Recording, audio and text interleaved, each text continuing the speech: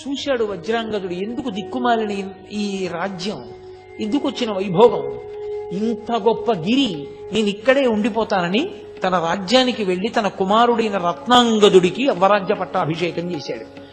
పట్టాభిషేకం చేసి తిరిగి వచ్చేసి తాను ఆ అరుణాచల పర్వతంలోనే ఉండిపోయి అక్కడ తన రాజ్యం నుండి సమస్త సంభారములు తెప్పించి ప్రతి పౌర్ణమి నాడు జ్యోతిని వెలిగించి చక్కగా ఆ కర్పూరంతో కలిసినటువంటి జలముల చేత సుగంధభరితమైనటువంటి పదార్థముల చేత శివలింగానికి అభిషేకం చేస్తూ చందన చిర్చితుణ్ణి చేస్తూ పరమశివుణ్ణి ఆనందంగా జీవితం గడుపుతుంటే అగస్త్య మహర్షి వచ్చి వజ్రాంగదుని యొక్క స్థితిని చూసి మురిసిపోయారబ్బా, నీకు ఎంత భక్తి వచ్చిందిరా, ఎంత మారిపోయావురా నువ్వని.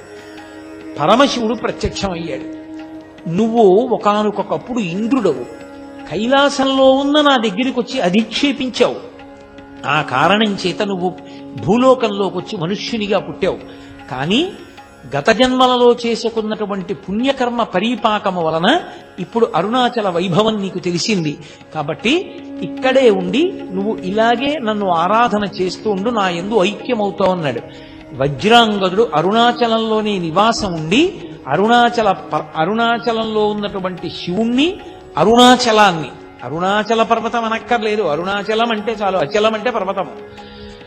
కొంచెం తేలికగా దృష్టిలోకి వెళ్ళడానికి 2 పర్యాయాలు వాడడం, నిజానికి అలా వాడక్కర్లేదు. కాబట్టి అరుణాచలం యొక్క వైభవాన్ని తెలుసుకున్నవాడై ఆయన ఆ అరుణాచల క్షేత్రమనందు ఈశ్వరారాధన చేసి తుట్టతుదకు పరమేశ్వరుని యందు ఐక్యమైపోయాడు.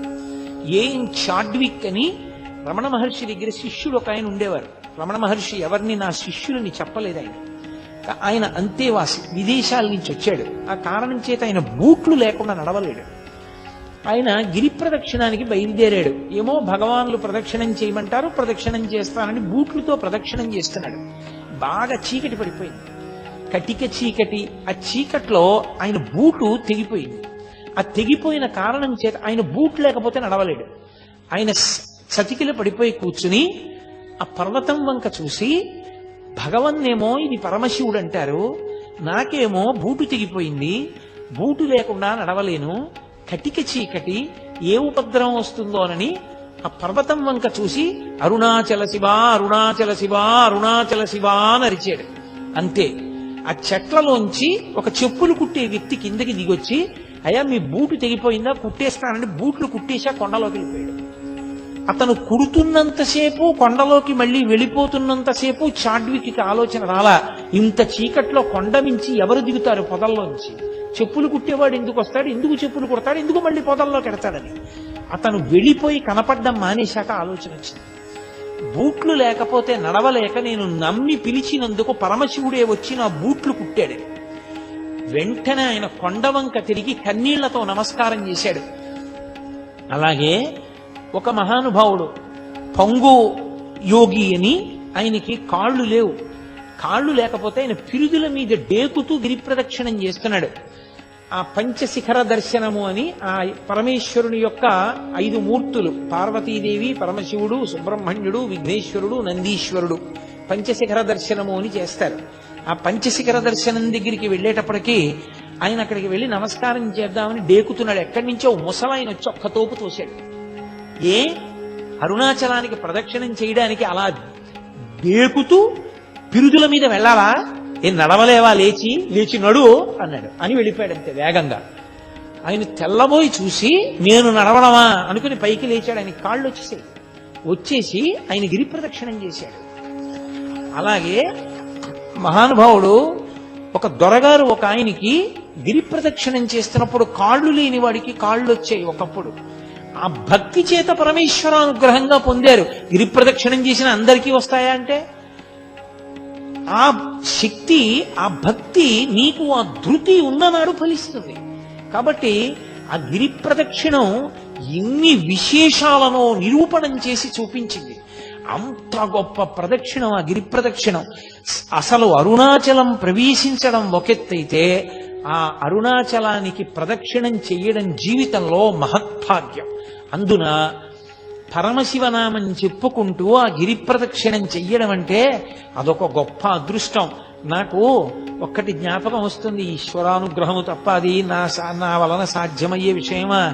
ఎప్పుడు అరుణాచలం వెళ్ళినా నిజంగా అన్ని వందల మందితో ఆ డప్పులు డోళ్లు వాయించుకుంటూ ఆ శివనామం చెప్పుకుంటూ బృందాలుగా అంత సంతోషంగా రాత్రివేళ గిరిప్రదక్షిణం చేసి తెల్లవారుజాము వేళటికి మేము ఉన్నటువంటి విడిదికి వచ్చి పడుకుని తెల్లవారేటప్పటికి అబ్బే మాకేమీ అలసట్లేదు గురువుగారు అని అందరూ లేచిపోతే మళ్ళీ సంతోషంగా తిరుగుతుంటే ఎంత ఆనందంగా గడిపేవాళ్ళమో. గిరిప్రదక్షిణానికి ఒక లక్షణం ఉంది. మీరు ఎప్పుడైనా గిరిప్రదక్షిణానికి బయలుదేరే ముందు ఎవరితోనైనా 14 మైళ్ళు నడవాలి అని చెప్పారనుకోండి, అమ్మో నడవగలనంటారా, చెప్పులు వేసుకోవచ్చా అండి అని అడుగుతారు. చెప్పులు వేసుకోకుండా ఉండడం మంచిది. గుళ్ళో ప్రదక్షిణానికి చెప్పులు వేసుకుంటావా అన్నారనుకోండి, అమ్మో చెప్పులు వేసుకోకుండా నడవడమే ఎందుకైనా మంచిది, వెనక నుంచి ఓ కారో ఏదో నడిపించుకుంటూ వస్తాం అంటారు. నిజంగా గిరి ప్రదక్షిణానికి బయలుదేరిన వాడు ఏ అలసట లేకుండా గిరి ప్రదక్షిణం పూర్తి చేసేస్తాడు. పరమ సంతోషంగా పూర్తి చేస్తాడు. ఒక్క కాలే సరిగా ఉండి రెండవ కాలు తోటకూర కాడలా వేలాడిపోయినటువంటి వ్యక్తులు, గట్టిగా 1 మైలు దూరం నడవలేనటువంటి వాళ్ళు కాలు కింద పెట్టి 1 కిలోమీటర్ దూరం లేనటువంటి ఆఫీస్కి ఏదో ఒక వాహనం లేకుండా వెళ్ళలేని వాళ్ళు, నా జీవితంలో నేను 3-4 పర్యాయాలు చూసా వాహనం ఎక్కకుండా 14 మైళ్ళు అటువంటి వాళ్ళు ప్రదక్షిణం చేయడం. అందరికన్నా ముందు నడుస్తూ చేశారు కూడా వాళ్ళు. అది ఆ అరుణాచలేశ్వరుడి అనుగ్రహం, వాళ్ళ యొక్క భక్తి తీవ్రత. ఆ భక్తి వాళ్ళని నడిపిస్తుంది. ఆ చంద్రశేఖరేంద్ర సరస్వతి మహాస్వామి తరచుగా చెప్తూ ఉండేవారు, అరుణాచలానికి ప్రదక్షిణం చేయి నీకు ఆరోగ్యం చేకూరుతుంది అనేవారు. అవన్నీ ఓషధులు. ఆ ఓషధుల నుంచి వచ్చేటటువంటి గాలి చేత ఎంత గొప్ప సువాసనం. ఇంకా ఇప్పుడు ఆ గిరి ప్రదక్షిణం చేసేటప్పుడు చాలా వాహనాలు పెరిగిపోయాయి. ఇన్ని వాహనాలు ఇప్పుడు ఎక్కువైపోయాయి. ఎంతో ఉబ్బిడిగా నడవలసి వస్తోంది. కానీ ఉత్తరలింగాన్ని దాటిపోయిన తర్వాత మళ్ళీ ఆ పెద్ద రోడ్డు వచ్చేసిందో, ఈశాన్యలింగం వైపుకి వెళ్ళే రోడ్డు, అక్కడి నుంచి ఇంకా మళ్ళీ చాలా ఒళ్ళు దిగిరి పెట్టుకుని నడవాలి. పూర్వం అలా కాదు. నేను ప్రారంభంలో అరుణాచలానికి వెళ్ళిన రోజుల్లో అసలు ఎక్కడా ఒక్కటి కనపడేది కాదు. కటిక చీకట్లో నడిచి వెడుతూ ఉంటే ఒక దేవాలయం దగ్గర బయలుదేరినప్పుడు ఆ దేవాలయం నుంచి ఇంకో దేవాలయం వరకు కుక్క వచ్చేది సాయం. అది ఏమి విచిత్రమో తెలియదు. నేను మొన్న ప్రదక్షిణం చేసినప్పుడు కూడా అలాగే వచ్చేది. ఆ కుక్క వచ్చి ఈ దేవాలయం దగ్గర బయలుదేరితే ఇక్కడి నుంచి బయలుదేరి వెంట వచ్చేది, పక్కన నడుస్తూ వచ్చేది. ఆ గుడి దగ్గరికి వెళ్ళిన తర్వాత ఈ కుక్క ఆగిపోయేది, అక్కడ ఇంకో కుక్క బయలుదేరేది. అది ఏమి చేసేవి కావు, అదేమి చెనకేవి కావు, అరిచేవి కావు, దెబ్బలాడుకునేవి కావు. అంత కటిక చీకట్లో కూడా దేవాలయాలన్నీ తెరిచి ఉంటాయి. అన్ని దేవాలయాలు దర్శనానికి యోగ్యంగా తలుపులు తెరిచి ఉంటాయి. తలుపులు తెరిచి ఉంటాయంటే తాళం వేసి ఉన్నప్పటికీ ఊచల్లోంచి మీరు దర్శనం చేసుకోవడానికి వీలుగా ఉంచుతారు తప్ప మీకు దేవాలయ దర్శనం ఆగిపోయే రీతిలో ఉండదు. అసలు ఆ గిరి ప్రదక్షిణం చేస్తుంటే అదొక మహాద్భుతమైన అనుభూతి. నాకు నిజంగా మీతో యథార్థం చెప్పాలి అంటే నేను ఒక్క మాట చెప్పేస్తే సరిపోతుంది, అబద్ధం ఎందుకు. నాకు ఉత్తర క్షణం ఈ 2 మైకులు ఇలా తోసేసి కిందకి దిగి సావర్లకోట వెళ్ళి ఏ రైలు ఉంటే ఆ రైలు ఎక్కి వెళ్ళిపోవాలనుంది తిరువണ്ണామలై. ఇది చెప్తున్నప్పుడు ఆ గిరి ప్రదక్షిణం అంటే నాకు అంత వ్యామోహం, అంత అద్భుతమైనది ఆ గిరి ప్రదక్షిణం, అంత గొప్పగా ఉంటుంది నిజంగా.